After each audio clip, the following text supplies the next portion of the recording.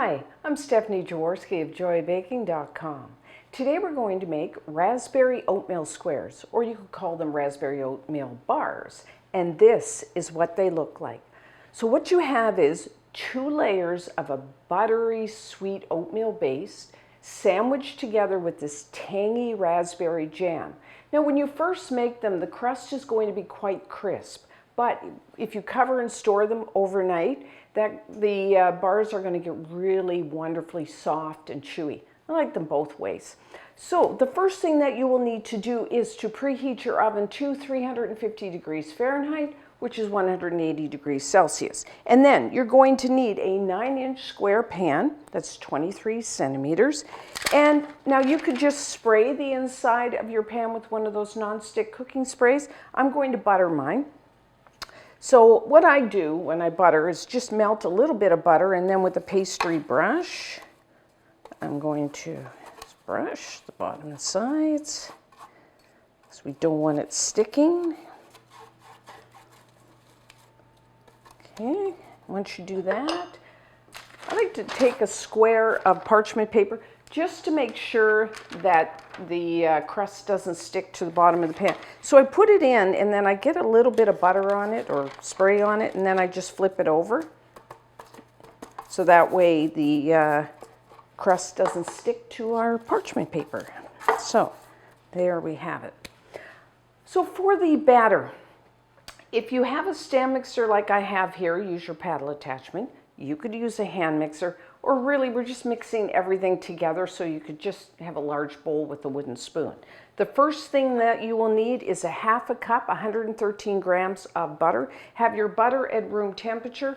I'm using unsalted for a couple of reasons. One, I just like the flavor, and two, with salted butter, you don't know how much, like every brand, how much salt they're actually putting in the butter. So that's why I can control the salt in the recipe. But if you have like a favorite brand of salted butter, by all means use that. And then I would just leave out the salt that's actually in the recipe. And along with the butter, I'm going to put 1 cup, 200 grams of light brown sugar. If you're not using a scale to measure your ingredients, which of course I do recommend, when you put brown sugar into your measuring cup, make sure you pat it down because it's very soft. So just put that right in there. So what I'm going to do now is I'm just going to beat this on medium-high speed just until everything gets mixed together, and then it gets a little air into the mixture. So a minute or two.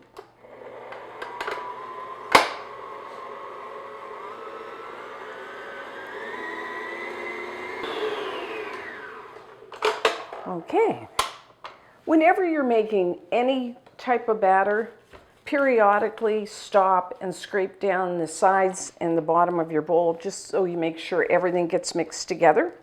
So next, we are adding 1 large egg. Have your egg at room temperature. A large egg out of the shell is about 50 grams. And then I'm adding 1 teaspoon, 4 grams of pure vanilla extract. The vanilla is for flavoring, so if you don't want a vanilla flavor, you can just leave that out.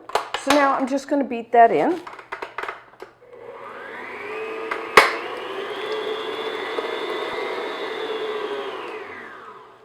Okay, that's done. So in a separate bowl, I have 1 1/4 cups, which is 165 grams of all-purpose flour, plain flour. To that, I'm adding a half a teaspoon, 2 grams of baking soda, and a 1/4 teaspoon, 1 gram of salt. I'm using a fine kosher salt. And I'm using a whisk. You just use a spoon or a fork just to mix it together.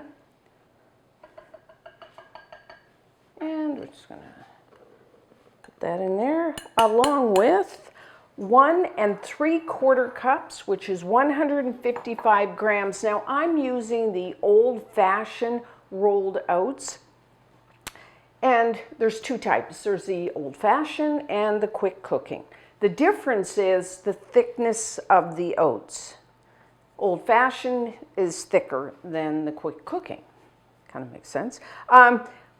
So if you don't have, I mean, I like the old-fashioned. If you only have quick cooking in your house and you really want to make these, don't want to run out to the grocery store, you could use them, same amount, but the difference will be that your squares will not be as chewy. So just put that in there, and I'm just going to beat that in.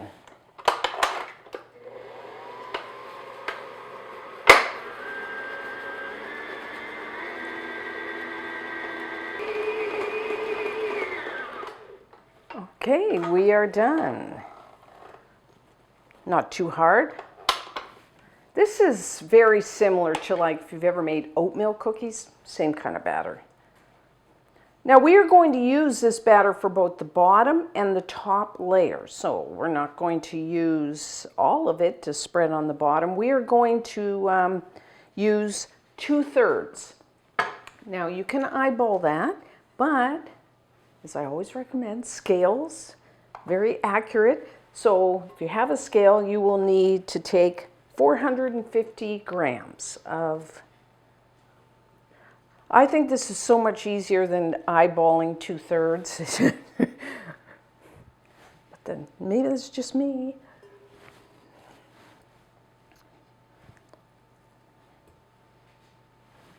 Okay, close enough. There we go. So we're just going to spread that. So what I do is I just kind of, to make it, I don't put it all into the center and then try to spread it out. I just, with my fingers, just going to evenly distribute it. And then I'm just going to press it down to form a nice even layer. You can use your fingers, or you could use a spoon or an offset spatula. You know, I'm just going to use my fingers.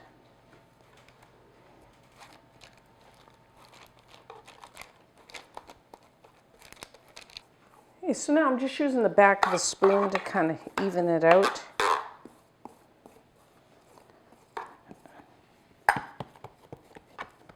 Just take your hand, you can feel it to make sure it's even.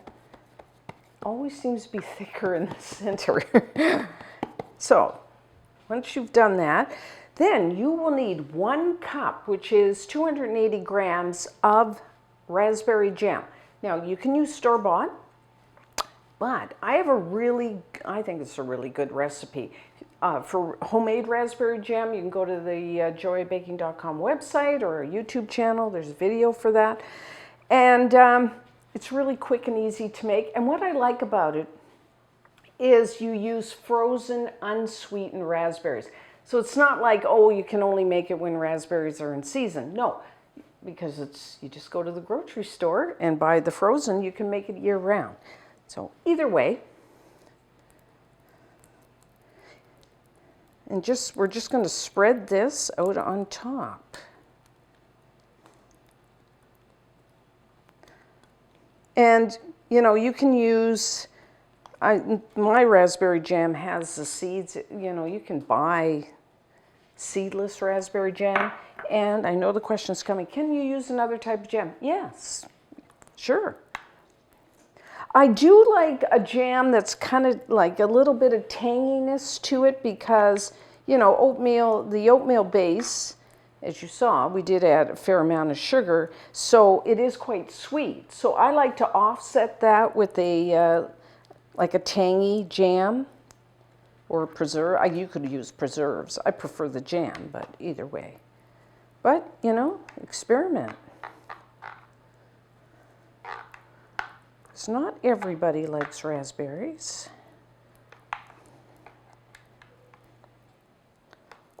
Okay, that looks good. Try to be as even as possible.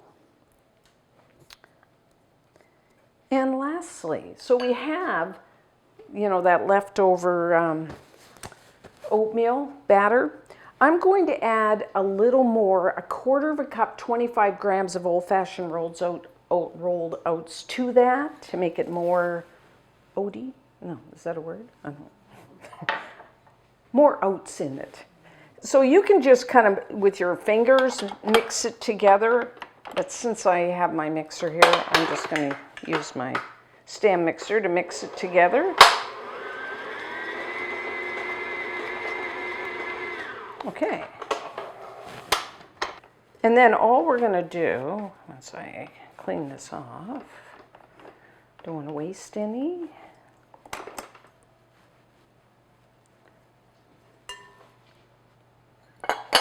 Is I'm not going to do like a solid layer. If you, I don't know, you can see this. There's kind of gaps in the top layer. I like that so that when you're looking at them from the top, you can see that it's a layer, that there's raspberry jam underneath. So what I'm doing is just with my fingers,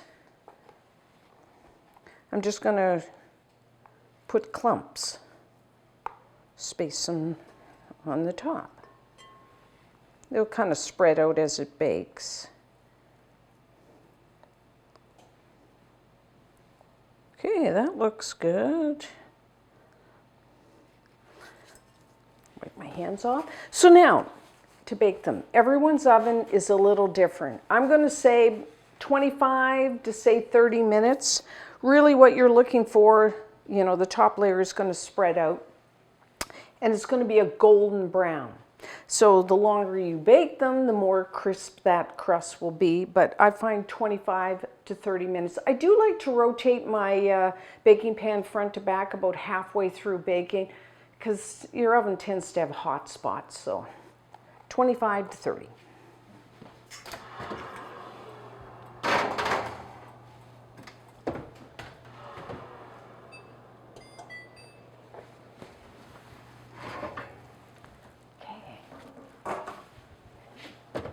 So our raspberry oatmeal squares are done. So put your pan on a wire rack. As you can see, beautiful golden brown. The jam is starting to bubble just around the sides. So now what we want to do is let these cool down in the pan to room temperature. And then when we come back, we will try one. So now our squares have cooled down to room temperature. So to cut them, first, I like to run, I've got an offset spatula, you can use a knife around the edge to make sure it's not sticking. And then, now you can cut these large or small. Normally I do 4 rows across, 4 rows down, so I get 16 fairly large squares. I'll just cut one.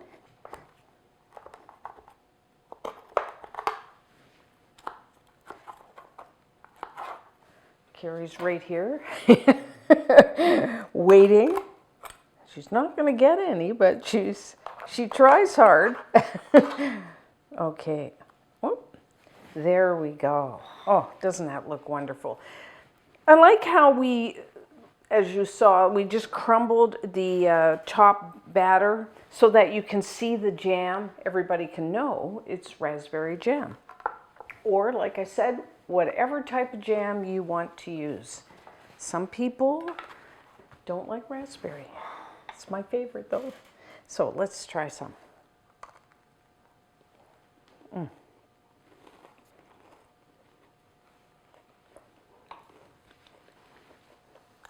That's really good. Oatmeal cookie with jam.